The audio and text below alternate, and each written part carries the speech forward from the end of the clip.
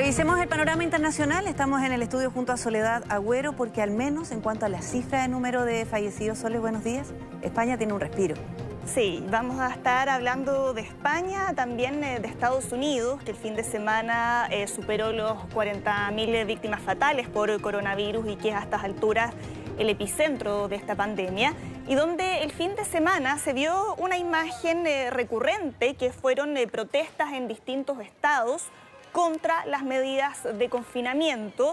El argumento que dan es que perjudica la economía, que creen que son medidas exageradas, y en general quienes salieron a manifestarse son adherentes de Donald Trump, quien él mismo desde el viernes que ha estado de alguna manera alentando este tipo de protestas, porque publicó unos tweets que llamaba a liberar ciertos estados que por cierto tienen gobernadores demócratas en su mayoría.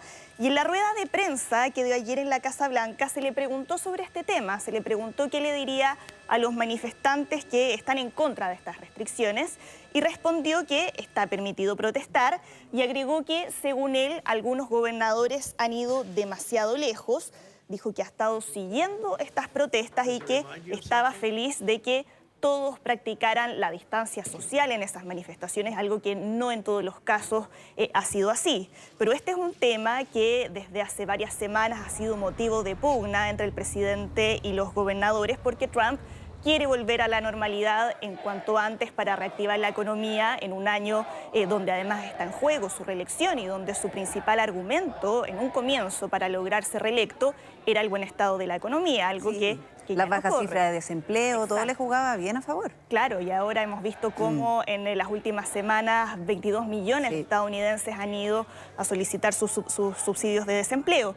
Pero hay una gran parte de gobernadores que todavía dicen que es muy pronto para levantar las medidas de confinamiento y que para levantar esas restricciones se requiere una capacidad de hacer testeos masivos y que no hay todavía disponibilidad de material para eso, aunque Donald Trump en su rueda de prensa de ayer anunció algunas promesas que van en esa dirección, pero expertos advierten que el país todavía no tiene la capacidad para hacer ese tipo de evaluaciones en la escala necesaria.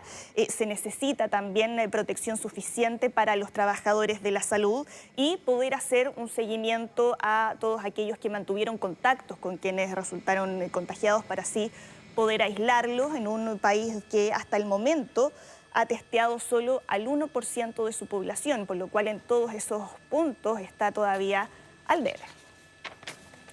Y vamos ahora a España porque, como tú decías, Priscila, registró una baja en los fallecidos en las últimas 24 horas, de acuerdo al último balance diario que entregaron las autoridades de ese país, porque por primera vez desde el 22 de marzo, el balance de muertos diarios estuvo por debajo de los 400 fallecidos. Hubo 399 víctimas fatales.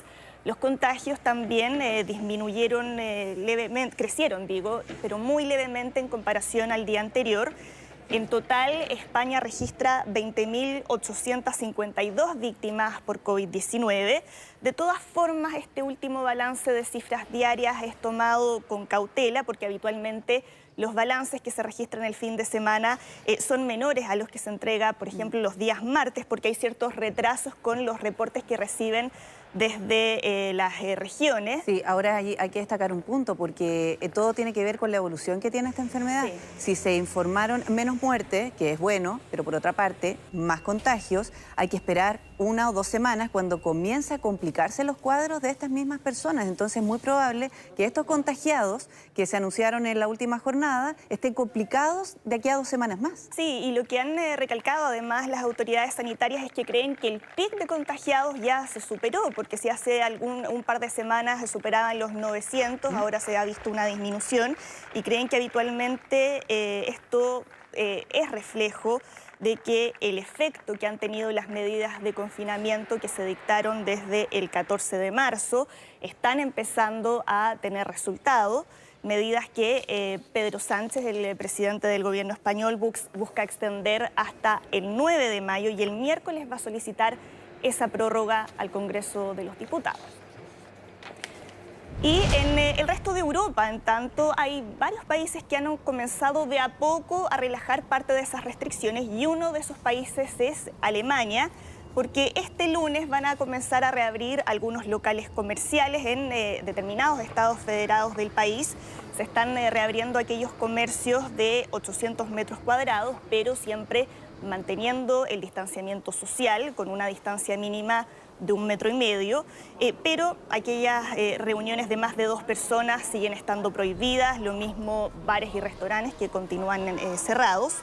Alemania, recordemos que es el 5º país de Europa con mayor cantidad de contagios, pero con cerca de 4.000 muertes, que está muy lejos de las cifras de otros países como Italia, como España, Francia o Reino Unido. Controló la cifra de muertes. Sí, exactamente. Y después de un mes de restricciones sociales, pero aquí el confinamiento tampoco ha sido tan estricto, dicen que la epidemia ya está bajo control porque por primera vez el ratio de infección cayó al 0,7% y desde el Ministerio de Salud lo que dicen es que esta epidemia actualmente es manejable, pero se espera que el regreso gradual de la vida normal se complete el 4 de mayo, que va a ser el día en que se espera que los estudiantes vuelvan al colegio.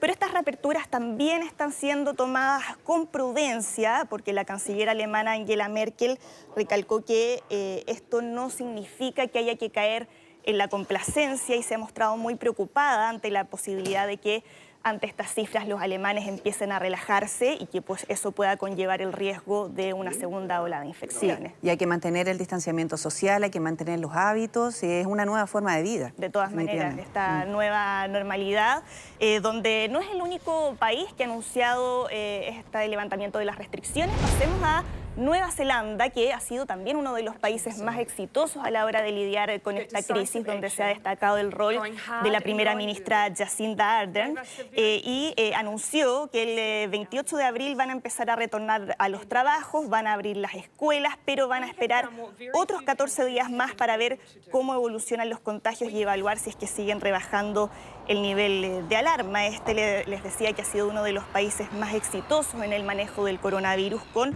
12 fallecidos y la mayoría de los 1.400 contagiados ya están recuperados.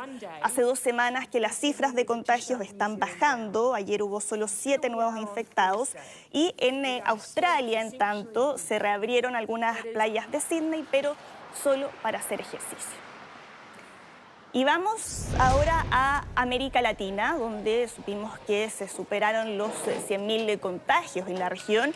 Y uno de los países más afectados ha sido Ecuador, donde la provincia con más casos del continente es la provincia de Guayas, donde en la ciudad de Guayaquil murieron más de 6.000 personas en los últimos 15 días. Los hospitales, las morgues están colapsados, los cementerios han tenido que ampliar su espacio. Y el Colegio Médico de Guayas indicó además una lista que contiene los nombres de los 86 médicos que han fallecido en esa región a causa del coronavirus. Solo en Guayas hay 700 médicos que han resultado contagiados y se ha hecho mucho hincapié en la necesidad de proteger al personal sanitario. El problema en Ecuador es que hay muchos pacientes que han muerto sin haberse realizado nunca antes una prueba y por lo tanto no hay claridad respecto a el número real de personas que puedan estar contagiadas y a cuál es el verdadero alcance de esta pandemia en Ecuador. Claro, los exámenes se han realizado post-mortem. Exactamente, y de acuerdo a las cifras oficiales que ha entregado el gobierno de Lenín Moreno, hay 474 fallecidos y más de 9.000 casos confirmados, pero por esta poca claridad y la poca transparencia que ha habido en la entrega de los datos, se cree que esa cifra puede ser muchísimo mayor. Y seguimos en la región para ir a Brasil con la última actividad del presidente Jair Bolsonaro, que nuevamente desatiende las recomendaciones que se han hecho de distanciamiento social. No, imagínate, mira la aglomeración de personas. Sí, es una manifestación donde estuvieron presentes alrededor de 600 personas frente al cuartel general del Ejército en Brasilia. Y es una manifestación, además, que tenía como fin pedir el cierre del Congreso, incluso con pancartas pidiendo una intervención militar, y donde, como ha sido la tónica desde que se inició el brote de coronavirus en Brasil, Jair Bolsonaro nuevamente salió a criticar a los gobernadores que están defendiendo las medidas de cuarentena para evitar la propagación del virus, y se repitieron escenas similares a las que veíamos de Estados Unidos, de partidarios del presidente Jair Bolsonaro saliendo a protestar contra aquellos estados que han dictado medidas más restrictivas.